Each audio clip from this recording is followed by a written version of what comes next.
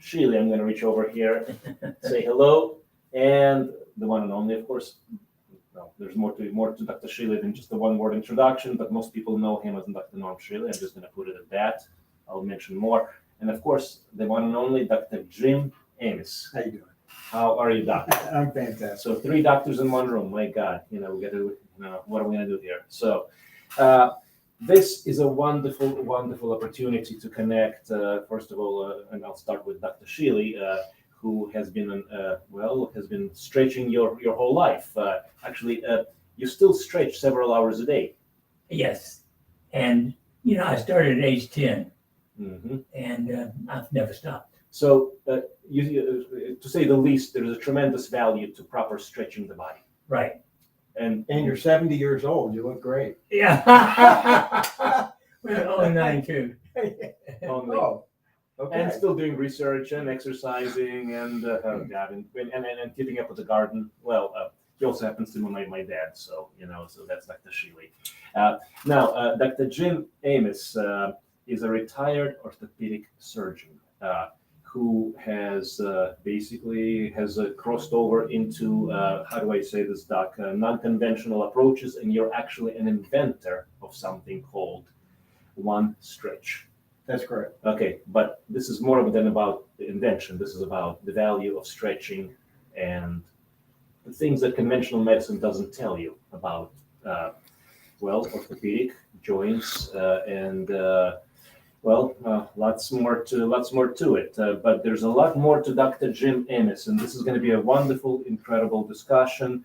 So you've practiced and specialized in the foot and the ankle, and I'm just going to read this out loud. You're the orthopedic foot and ankle consultant for the following: Cincinnati Bengals, National Football League, Cincinnati Reds, Major League Baseball, Nike Innovation Kitchen, and so on and so forth. Doc, how in the world do you get those accomplishments? How do you get to do that?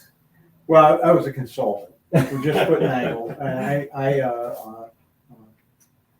took care of those 2 teams, the Cincinnati Reds and the Cincinnati Bengals, and several Division I colleges that I didn't mention there. But I don't know. You just keep plugging along and keep doing a good job, and people notice you, and you get into these lines of business. But that was, the athletes was not my bailiwick. My bailiwick was the 55-year-old female with, variety of foot and ankle problems. I use that term loosely, but the sports was kind of fun, but real people, real patients is what what I did. Wonderful, wonderful. So you, at some point, you drifted from being a conventional orthopedic surgeon and a physician to non-conventional, including focusing on stretching and actually inventing something called One Stretch. Now, let's talk about your drift from Western medicine. What was the motivation?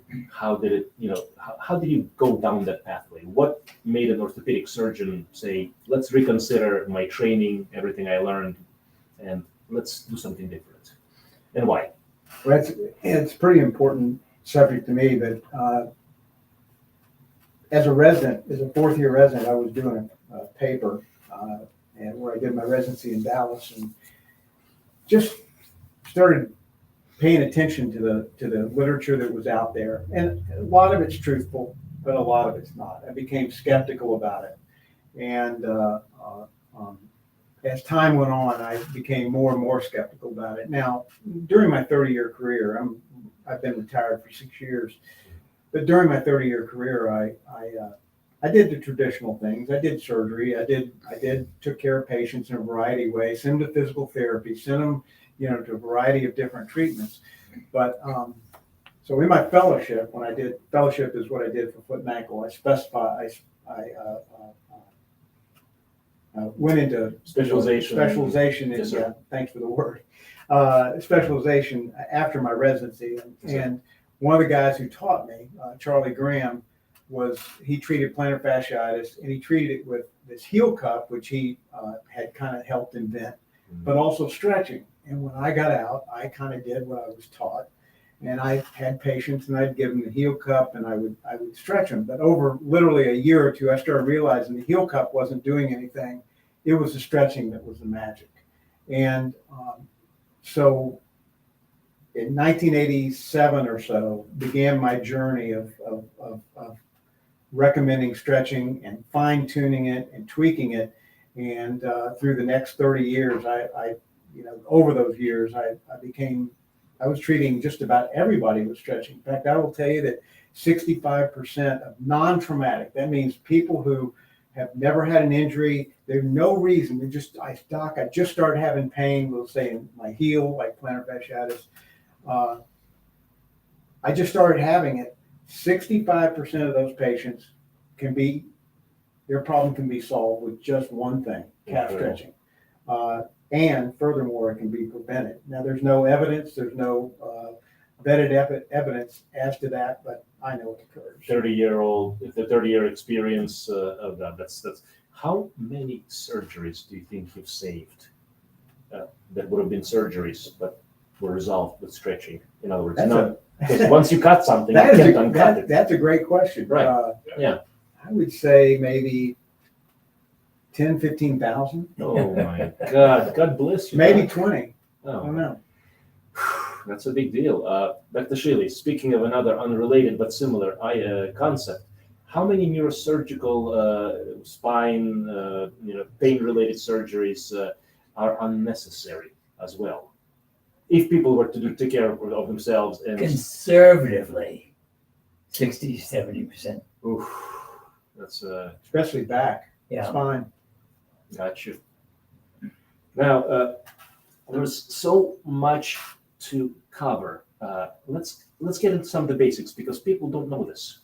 I don't know some of the stuff. In other words, to the degree that you do, and I mean, obviously, this is very much fascinating. What is plantar fasciitis, and how did you come upon that as a treatment modality, or as an interest, please?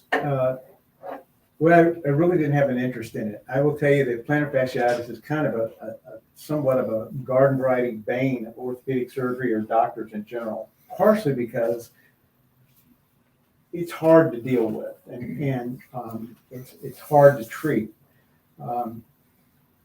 But so being a foot and ankle surgeon, I saw a lot of it. Now, I'll tell a quick story. At one point, I'm going to say around 1994, 95, my waiting time was about 4 or 5 months to see me as a new patient because I was kind of foot and ankle was not that big of a specialty at the time. And I'd like to say I was so good that everybody waited that long, but there were only a few people around. Okay. And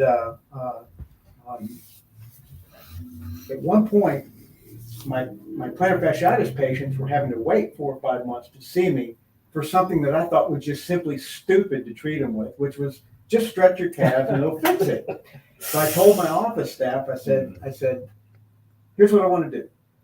We were a small office, just me. And I said, send the patients, get their address, send them the sheet of paper with these directions and tell them to do this because this is what Dr. Amos is going to tell you to do when you show up 4 months from now.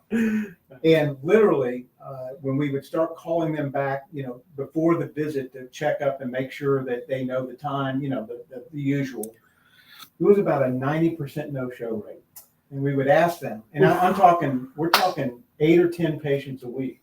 Wow. And we would call them up and they'd say, I'm not coming. Why aren't you coming? Because I did the stretching and I'm fine. So, by the way, doesn't that go against the conventional model of basically revenue generation? In other words, surgery equals dollar amounts, more surgery, better for the system. And I'm just saying, that's a conventional Western. I think that's gotten exponentially worse in the past 10 years. Got you. How do you diagnose plantar fasciitis? What is the criteria? In other words, you're in the office, I come to you as a patient and I say, hey, I have this thing in my foot, this pain, the situation, and you do an exam. Yeah. How do you diagnose properly? Well, again, my colleagues have made this subject very obfuscated. They've made it very complicated. And it's a very simple thing. In fact, I used to tell them, I trained residents my entire time when I was practicing. And I used to tell my residents, I can diagnose this problem virtually 100% of the time by telephone. I don't need to see a patient. I mean, all you have to have is pain on the bottom of your heel, and it can be a little bit, different areas, but basically the bottom of your heel, the pain that gets worse when you first arise out of bed in the morning or sitting down for a while and you get out of a car, get out of a chair, you're watching a TV show, and you have that first few startup pain, that steps, where you take steps and it hurts. I hate to say it, a lot of people like to make it very complicated, but that's as simple as it is. Doc, I'm going to share this. Dad has taught me this, and this has stuck with me like literally. Just that there's no, I can't even say how overwhelming it was. Just oh God, but simple is truth. Complicated is most likely not the truth. Or well, let me rephrase: truth is simple, lies are complicated.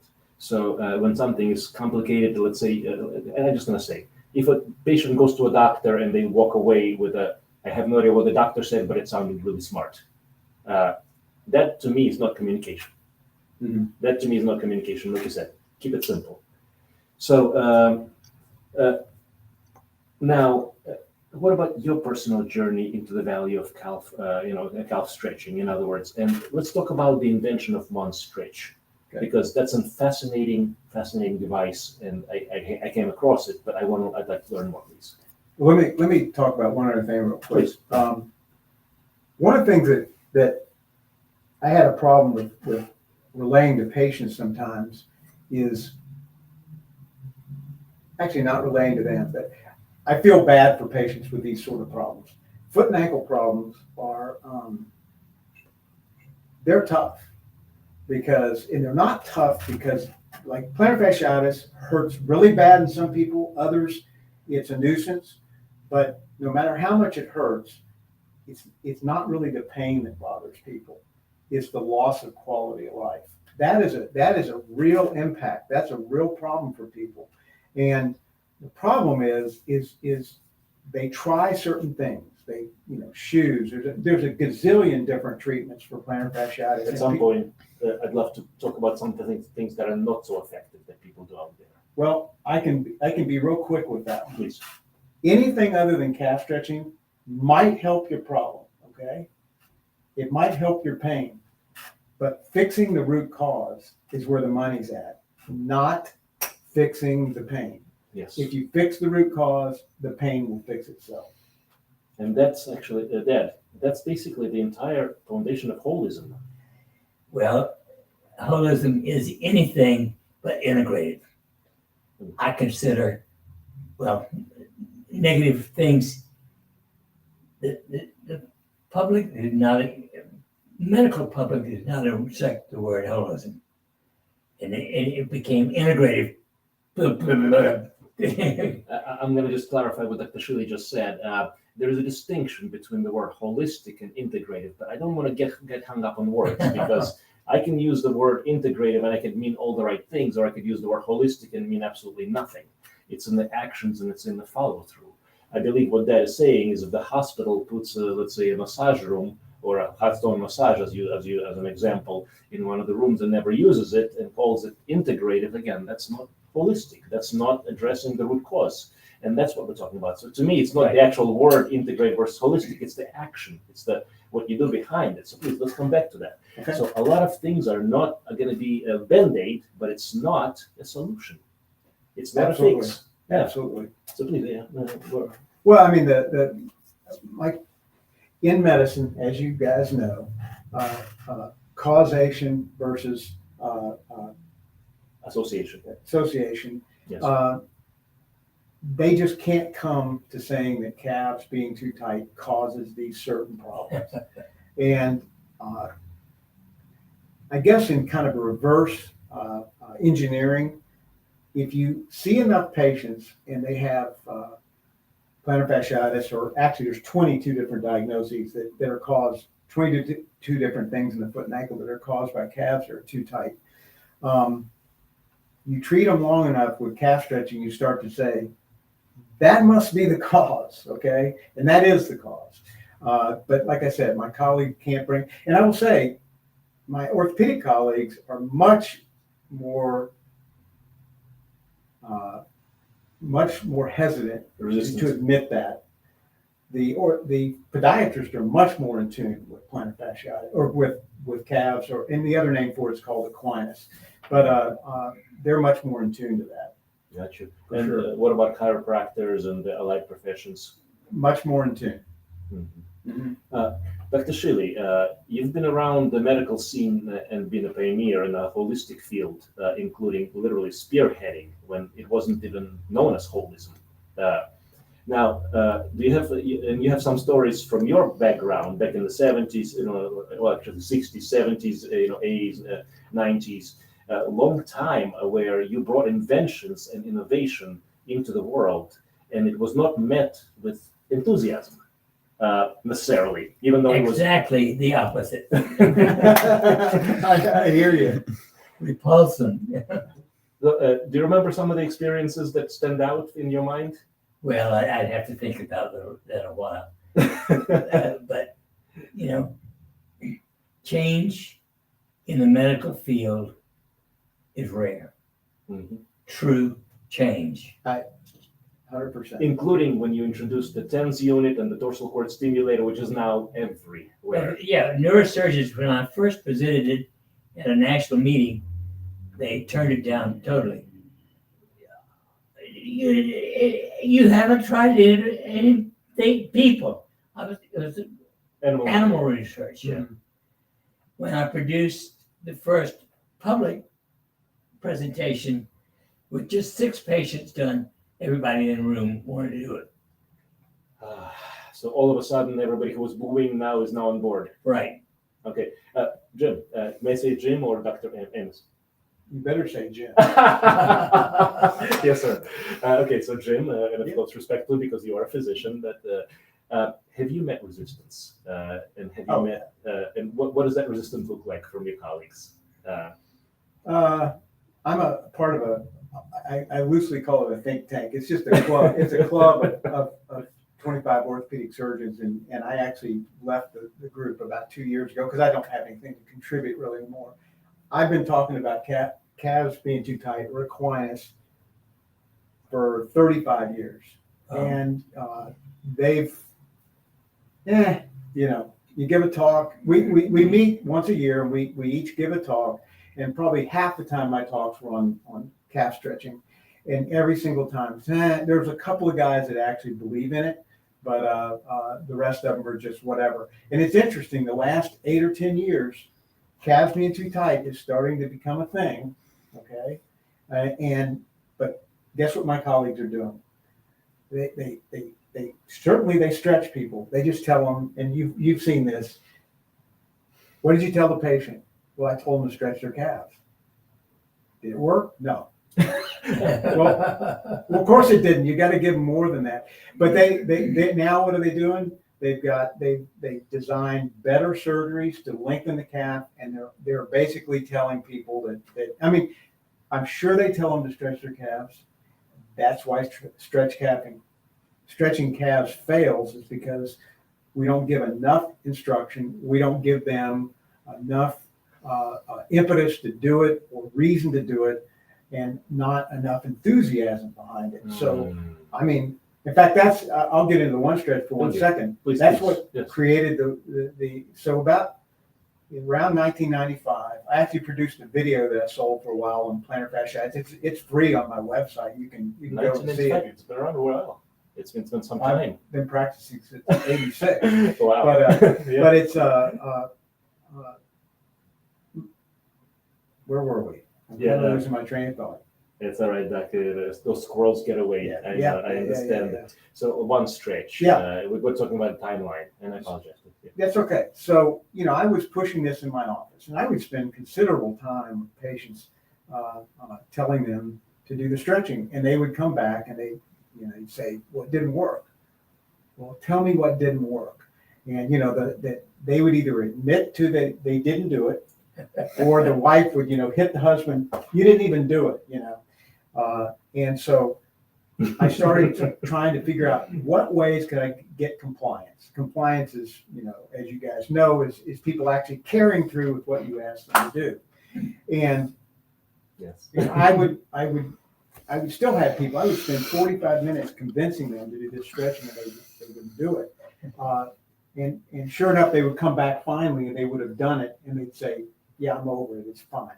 But I started tinkering with a design and playing with slant boards and different types of things. And the one stretch is what I came up with. And the reason why it works, and you can look at my website if you want, but it creates a multitasking situation where you can stretch with your back against the wall, your hands are completely free, and you can look at your phone, you can read something, you can do anything you want. So it's really that's the advantage that it has. It gives a great stretch, but you can get stretch off a step, you can stretch on a slant board, you can use a pro stretch, you can do all kinds of things, but you have to hold on to something when you do it. Mine, you don't have to, and that's the secret to it. And it's kind of like if you can lead a horse to water, but you can't make them drink. If you don't do the stretching, it absolutely cannot work. I'll say something. Dr. Shealy is behind biogenics, self-regulation. There's a whole concept leading up from little background. So if you don't know who Dr. Shealy is, there's the man, the legend, inventor of the TENS unit, the dorsal cord stimulator, lots of other patents, lots of publications, lots of books, just to say, and success rate of about 85% in general with the program, including self-regulation, supplements, micros, macros, lifestyle, mental, emotional control, and of course certain electromagnetic devices, such as where Dr. Shealy's he wears one 24/7, so do I generally. But there's still a 15% failure rate, so to speak. What do you attribute that 15% failure rate in the program? Because it works 85% where conventional has failed. Well, generally, it's failure to do the work. Same thing, same concept. Yeah. 90% of failures are people who don't do it. Yes, I agree. Totally. Similar concept. Absolutely. My son that lives in Portland, one of my sons, he had a next door neighbor, and he texted me today, and he's having surgery on his knee. And I had talked to him a week ago, and I said, best of luck. I said, do what they tell you to do. Don't be a hero. And that's what I tell people is that the surgery is less important than following through with the recovery. And Yes. Along those same lines about change, I thought of something that as you were talking, but there's a line in the medical world or science world that science advances one funeral at a time. You heard that? Yes. Yes. And it's just that the old guard is not going to take the new, any new information. They want to hold on to what they've put out there. And it's a euphemism. It's not exactly true, and we don't have to wait for people to die, but it does take forever. Some people say 10 years. I'd say 15 to 20 years for things to change. I'm afraid you're correct on that statement, though. My gut feeling, and unfortunately, Dr. Shealy has been telling me about the physicians and how the society resistance to change and to doing what's good for us. Literally, I think one of the phrases Dr. Shealy says is, most people would not lift a finger to help to save their life, even if it was to be proactive, lifting of the finger. So we are so used to being dependent on somebody else saving our behind, so to speak, and not able to respond, taking accountability, responsibility, and taking action and follow through. And I think that's as simple as that. That's one of the problems with stretching is a patient comes to me and they want me to take, give them something, a pill or a shot or something. And I gave shots for it, but I'm telling them, I want you to do this. I'm giving you something to do. And they don't walk out happy sometimes because they were expecting to walk out cured. Yes. I will say, before want to say one thing about stretching. It's not 100%. I mean, it's 90. I mean, in the literature, it's 93 to 95% successful. Now, I think it's higher than that. I think it's for like plantar fasciitis. It's probably in my hands about 98%. Is there a wrong way to do stretching?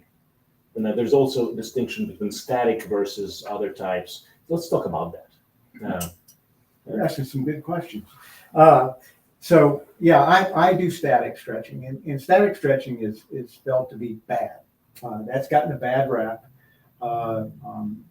Now people are doing eccentric stretching, which is not really stretching. Eccentric stretching is where you drop down and then come back up, and you're doing some resistance training. But static stretching has gotten a bad rap because, and actually there's some late research just the last year or two that's kind of refuting this, but about 10, 15 years ago, there was some research that came out showing that that if you statically stretch before you did ballistic activities, like sprinting or something like that, you had about a 4 to 8% loss of power, okay, ballistic power.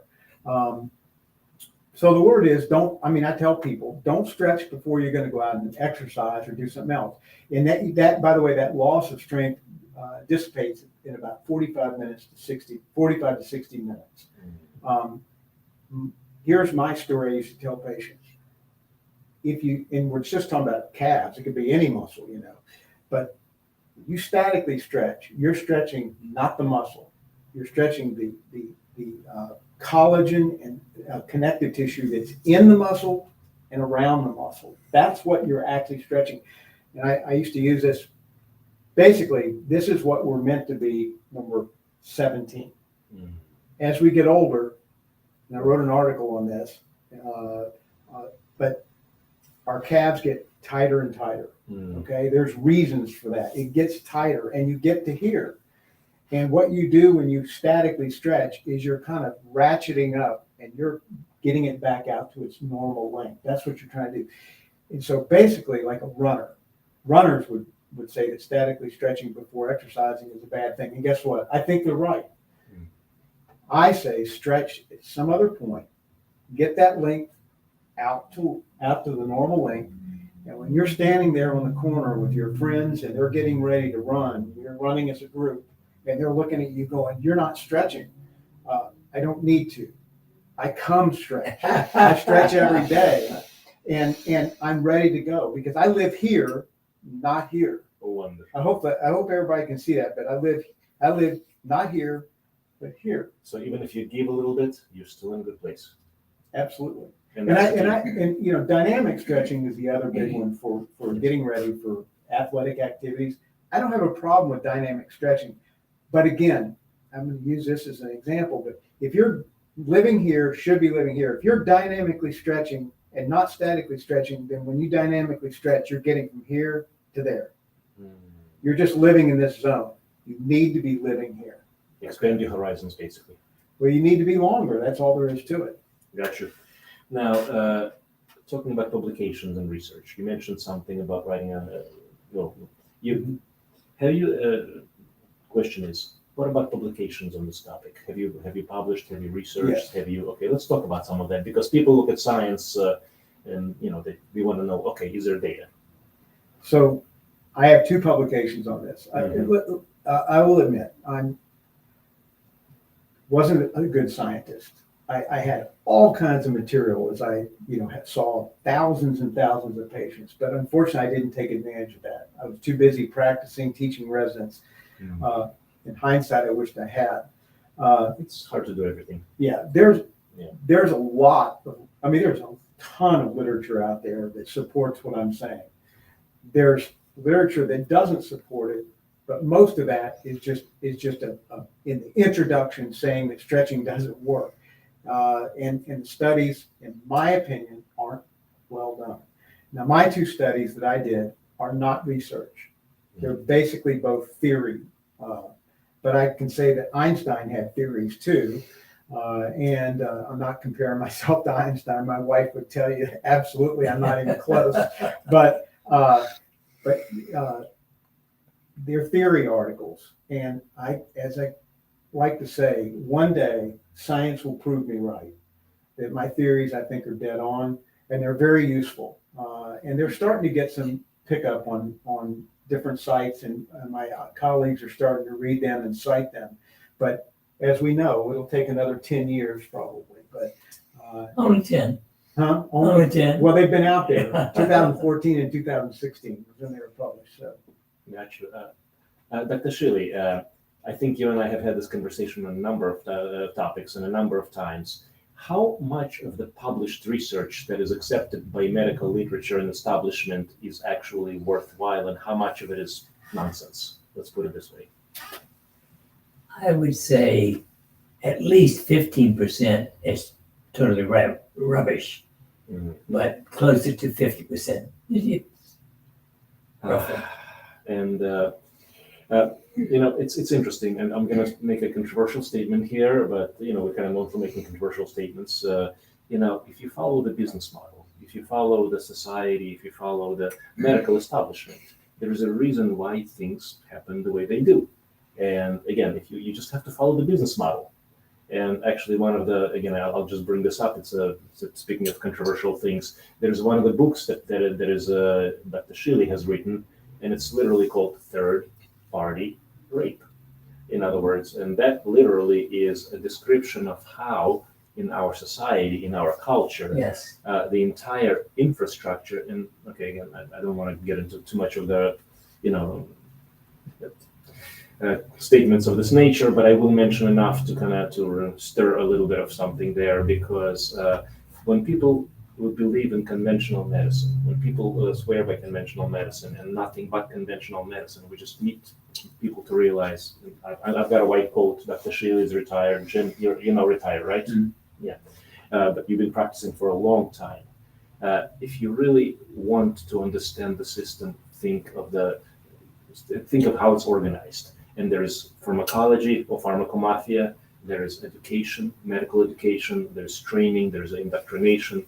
And by the time a doctor gets through, and I think Dr. Shealy has a number of research on this, first year medical students are much more open. The fourth year medical students are almost closed. When you talk to physicians who have been in practice for a while, unless they've been burned, they come through what Jim has come through, Dr. Shealy, myself, and just literally ask, that's not make any sense. Let's ask better questions. But not many people do that. Not many people do that. And this is the distinction. Can you describe in some detail that people can understand the one stretch? Yeah, I got it. Good. I'm not here to hawk this thing, but you guys get me here. So basically, there's 4 rubber feet on the bottom that really grip the floor. I mean, I guess if you had sawdust on there, it might not. But and Cale, you might want to, in a second, just show find a picture on the website. Keep going. Yeah, there you go. So you can see the. Good. So the 4 feet grip the floor, and then basically there's 2 sides of this thing. There's this side, that's the more aggressive side, and then the less aggressive side, and you can see your foot goes against it. There's a lot of advantages to it, but it's kind of like a slant board with infinite number of tangents or places to stretch. You can, less aggressive would be here, more aggressive here, more aggressive, most aggressive over here. And then it's got, if you look from the front, I designed it with where it slants out, so you can't tip this thing over. I was real worried about people stepping on the edge of the thing flipping over, But it's really comfortable to stretch, and patients do it. I mean, my compliance rate, this is purely guesswork, but my compliance rate went from about 40% to over 95% in my practice. I mean, before I finished in 2016, this thing was out in 2013, so I had it for 3 years in my practice. The patients would come back and say, or call us, or we'd call them, or whatever, and they would say, I wouldn't do it. As easy as the step is to do it, I wouldn't do it. But with this thing, I would do it. And it's easy to do it on a step. Anybody can do it. I mean, I want people there to know you don't have to buy this thing. If you just get on a step and do it, you can do it. Just drop your heels down. But how much does that little gadget cost? Too much. I don't believe it. No, it's $100, but it's made in the U.S. That's why. If I made it in China, it'd be less. Doc, how much is surgery? Oh well, I mean, just a simple cortisone shot's probably right around $100.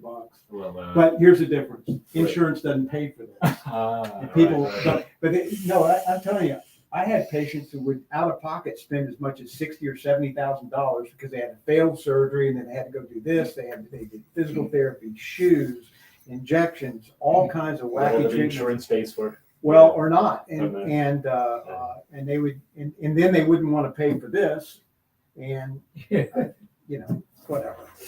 Gotcha. Okay, so now that's fascinating. It's wonderful. Now I was reading a 2016 article, and there was a phrase. I'm going to read this: overuse syndrome of mechanical imbalance. That caught my attention. So I just wanted to address it and kind of Well, hear thanks from for you reading direct. Thank you. Yes. That's my article. Obviously, yeah. That's The split second effect. Mm. Basically, so we talk about overuse syndrome, like people typing when they get carpal tunnel, okay? And that truly is an overuse syndrome because you're doing the same thing over and over and over again, right? But in this case, it's an overuse syndrome on a body part that is not in balance. In this case, the calf is too tight, and when you hit the heel, I don't want to get too technical here, but when you hit the heel and roll over, the tibia has to, hopefully we have a link to these articles, but the tibia has to rotate over the planted foot. If it doesn't, the forces rise exponentially.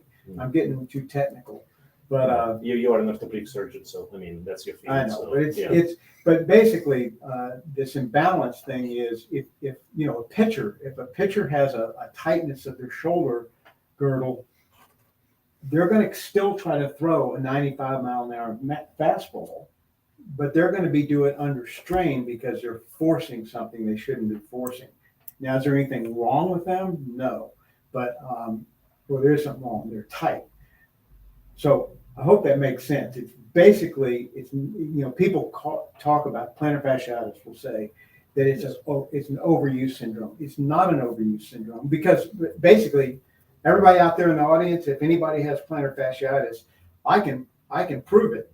The majority of you that have it have not done anything that would cause something like this. You've just been living your lives, and all of a sudden, you've got this pain, and it's killing your quality of life. And I don't know why I got it. Well, you lived your life normally, but your calves got tighter as you got older. Got you. That's the overuse and imbalance. So if you were to offer a very direct and concise explanation of why some people get plantar fasciitis and some people don't. So basically, the calf is too tight. We're going to say that it is. So in order for you to get through on your gait, and this is my second article, 2016, the split second effect. Mm-hmm. Basically, let's bring that up again, please. As you're traversing over your planted foot, the tension in your calf rises exponentially. If you were to graph it out, it would just go up like this. Guess what's connected on the other side of the calcaneus or the heel bones, the plantar fascia? And unfortunately, if you look at that as a chain, the plantar fascia attaches out near the toes, and it goes back through the bottom of your foot and attaches to the heel bone, and then your Achilles attaches to your heel bone, goes up and attaches to the back of your femur or above your knee. The weak link in that chain happens to be the plantar fascia. So that kind of makes sense. So when that tension, step after step, normal step after step, you're not doing too much, happens, at some point, something's going to give. And the plantar fascia has microscopic ruptures. You set up an inflammatory process trying to heal it, and it becomes almost like unrequited love. You can't heal it if you keep picking the scab. That's the problem. Brilliant and simple. Thank you. Dan, after- Approximately, what percentage of people have this problem? 2 million in the U.S. Okay. every year. So if And I think much more than that, because not everybody goes to the doctor with Right. this. A lot of people consult the internet, which is great, but I don't think all of them would. But that's visits to the doctor's office. It's a waste of time. In Well, the average Hopefully office. not, but yeah, could be. So let me kind of make a natural connection here, but hopefully it's a natural connection. So if those several million folks do the right stretching, let's say whether it's one stretch or just basically the right technique, most of them don't have to help. Plantar fasciitis is a $1 billion a year industry in the United States. So you're a disruptor. Yes, and I'm Wow. not saying my colleagues are doing it just from doing Yeah. these things just for money. A lot of them just don't, in my humble opinion, don't know any better. Mhm. But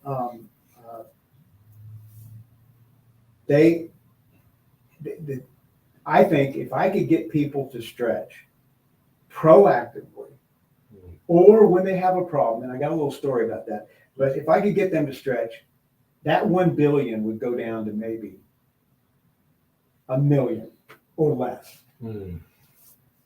Okay, it's that good of a treatment and that specific. And yet so simple and so effective, and well, let's That's- hope And holistic. and Yeah, holistic. that's part of the problem, though. I mean, you tell someone, again, I feel sorry for patients. I'm empathetic to them with their problems, but you tell them that first of all, that's the other problem. The cap is way up here. And you tell them that's your problem. It's like, no, I don't have a problem with my calf. You're not listening. It's hurting my heel. Yes. But it's hard for them to understand. I'm Or sure at that least accept it. I'm sure that the Shealy also has experiences on holistic in the holism over the decades where you're trying to tell somebody that the root cause, for example, could be autonomic system dysfunction or gastrointestinal or hormonal or thyroid, and then people understand, no, it's not that. I'm just not sleeping, something of that nature. Yeah. So now I did want to ask, and I did want to say, and at some point there's going to be information on how people can find you, and we'll put that out in just a bit. That's fine. Yeah. So, Doc, when did you decide to retire for active surgical practice or orthopedic practice? 2016. What have you been doing since 2016? What has you been focused on activity? How do you keep busy? Because I know, again, I asked the question, how does a doctor who's been doctoring their whole life, so to speak, and then I'm not sure how else to say it, just how do you transition and what do you do? First of all, it was never my identity. So, quick story, something we all disagree with, but medicine is turning to an employed situation. And I was actually, I took on a partner at one point, and we were trying to stay separate from the hospitals and not be bought out. Things just kept steamrolling over us, and we kind of were losing business because the hospitals were owning all the patients. So we were looking at going to being employed, and I thought, nobody's going to tell me how to take care of my patients. And I decided, and at the same time, by happenstance, a job, J&J, Johnson & Johnson came up, and I went and became the medical safety officer for global trauma, and did that for 5 years. 2 years ago, I actually retired, and we moved here to southern Missouri, and I own a small farm.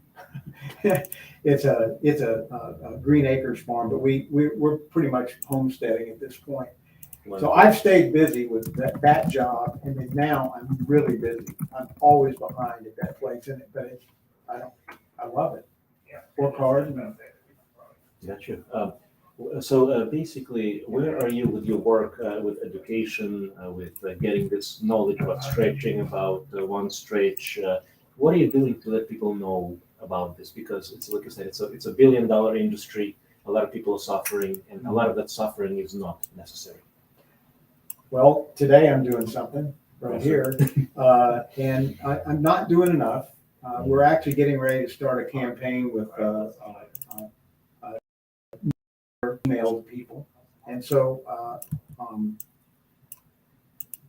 I don't know how to connect people up to that, but we're going to start just giving out information. I'm going to start saying to just give people information, just continually roll it out. And that's the next thing we're going to be doing. But the ultimate goal is to try to simplify a lot of this stuff that goes on and puts people in danger. And don't get me wrong, surgery is needed many, many times. Wouldn't you agree? I mean, there's times when it absolutely has to happen. But I found a better way, and I would like more people to do this. I think people need to most people want the quick fix, and that just can be dangerous. I mean, surgery can be harmful. When you cut, you don't uncut. It's exactly right. That's it. Yeah, I'm sure that Shealy shares the same similar. Yes. Yeah. Actually, speaking of, we are coming up on almost the end of the hour, and I'd like to get to some of the questions when we get there. But Dr. Shealy, would you like to mention about some of our favorite folks here in town? Well, Spring Valley, of course, is the place. You put it in Spring Valley. Get them to sell it. Oh, Device. Yeah. oh, okay. They could. The service. You don't have to look for things. Somebody comes out and finds it for you. Okay. So it would be a excellent possibility. The other is Coloma with wonderful spring cherry juice. Tart cherry juice concentrate. Cherry juice. Yeah, you've been actually using that for 30 a while. years. 30 years. You got me into the habit. Right. Yeah. So the two places to buy these things that are available in Springfield. But why not? Absolutely. Now, I do want to make sure that if there's any questions or thoughts from the audience or otherwise, or anything of for Jim, for ourselves, and in the meantime, we will keep talking. Now, one thing that I find interesting is, Dr. Shealy, can you talk about your experience over lifetime with stretching, how you came upon it, what you've been doing, fitness, wellness, because actually how I came across this topic and how it became of interest to me is through Dr. Shealy. He has been spearheading this whole thing, and Dr. Shealy's got more mobility now than I ever have, and he can literally still put his leg Sounds like you're doing a second residency here. I think I am. Yeah, and now you're still at a place where you can take your leg and put it behind your neck, almost, right? I mean, almost. Yeah. Can you talk about your practice and what you like about stretching, what works? And I could put my foot behind my neck, but I have to break my hip to do it. Let's not do that. No, right. Well, I took up physical exercise at age 10, and I've never stopped. I mean, I've never been inactive except essentially after surgery for a short period of time. Yeah.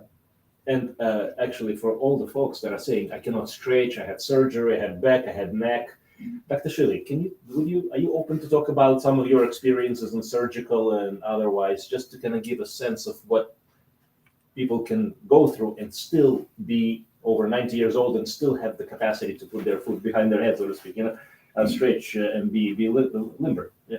Well, in 2000, I got a little device. It moves your body side to side. Chi machine. Yeah. Yeah. A Chi machine. And it's excellent for mobilization, to keep active. The second is a vibe machine. Vibe machine, yeah, vibration device. Yeah. Yeah. And I spend at least an hour a day on the vibe machine. Just for fun. I enjoy it. I should put a one stretch on top of the Biden machine. That would work, actually. I'm thinking about that. Now, the Shealy, just for the record, you've had neck surgery, you've had low back lumbar yeah. surgery. I've had a laminectomy from L1 through 5, Mhm. 3 fusions of my neck, Oof. and I still function. Now, that's absolutely wonderful. And I do get people and patients asking me and saying, well, I cannot stretch, I cannot do this, I cannot do that because I had surgery. What do we have to say for folks who say that? I mean, because I know that the human body is. Are you talking about soon after surgery or Well, no, not soon. months? Months, long term. Soon, obviously, okay. Distinction, please. I want to be very clear on that, folks.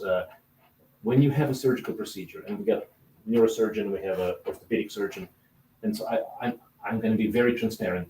If the surgeon says to take it easy for a little while, you Absolutely. take it easy for a little bit. You don't do things that will compromise the procedure. And but when the time comes, make sure that the mindset, the control center, the desire, the goal is to get to full function, not to be limited forever and ever. Mhm. Many folks don't understand the full healing potential of the human body. It's interesting that you mentioned that because one of the things, in one of my articles, I talk about the reasons why our calves get too tight. And one of them is having surgery. For instance, anything that there's a thing called the law of Davis. And the law of Davis says that a collagenous structure, a tendon, a muscle, whatever, will shorten to the shortest length it can shorten to. Like if you leave someone tunded in an ICU bed and let their foot hang down for 6 weeks, guess what? It's going to be stuck there. Okay. So when we have surgery, like heart surgery, it's no wonder that a lot of people have surgery and then they get plantar fasciitis afterwards because they're sitting around not doing anything, and their muscles and tendons get tight, and they when they come back. One thing I would say is start stretching a lot of things. But back to your specific thing about that, there is a point, and I used to try to make this clear to my patients, when you're done with surgery, there comes a point where you're bulletproof. Like, let's say I fixed a fused an ankle, and I tell them that today, 8 weeks or 3 months later, your ankle's fused. The x-ray shows it's united. You can't undo it, okay? It can't be undone. But can I do this? Can I do that? And my answer is, I want you to do everything you can do. Now, they can't run. There's just a few things they can't do. So, but it'll hurt me. But you're not hurting the surgery. You're recuperating. And a good example is resistance training. That'd be like someone going to the gym and lifting weights and the next day saying, I'm sore. I'm not going to do that anymore. That hurt. You understand that pain. So getting back in shape after you've had a surgery, it implies that you're going to have some pains, and you need to get through that, and you need to get back to normal function, as normal as you can get. I agree. See, this is where holistic, functional, regenerative approach is really, to me, shines, because too often the conventional folks will leave it. I'll give an example. So I still go out to the emergency room from time to time. It's every other weekend, and one of the things that we see is, and I'll give a brief example, and then let's get to questions, because there's a couple of things there that come up. So a gentleman, when it comes in broken leg with a splint, put on crutches, referred to orthopedic, non-weight bearing, in other words, shouldn't walk on it. And crutches, just stabilization. Okay, go home, follow up. Here's something for the pain. The wife comes in. Obviously, not a great marital relationship, or at least some trouble for the moment. Screaming, yelling. We always have to call security. And next thing you know, she grabs the crutches, shoves it in garbage, in a garbage can, just saying, "We don't need this!" Exclamation! 4-letter words. And then it's like just. Go ahead and get to the vehicle. We're going home. And the guys go, "But honey, my leg, I'm not supposed to walk. I cannot walk. So the idea is, again, when the leg is broken, use the crutch. Do what you need to do. Take care of it. Baby it. Stay off if you need to. But what happens at 6 to 9 weeks? If you keep babying it, if you keep not using it, if you keep use it or lose it. Literally, it's kind of like flossing between the teeth. I mean, same concept. It goes fallow. Yes, exactly. Yeah. Sure. And, speaking of the teeth, I wasn't a big fan of flossing between the teeth until the dentist told me one day, oh, it's okay. You don't have to do that. You just basically just whatever teeth you want to keep. Those are the ones that you work with. I mean, that was all it took. But let's see. We have a couple of questions, folks. Okay, I'm going to read this out loud. I think someone needs to invent surgery to expand people's minds. None. 0 knee, hip, back pain afflicted persons that I've given holistic treatments info want to take self-responsibility to heal. Insurance pays for surgery and many times their problem. And let's see, there's more to it.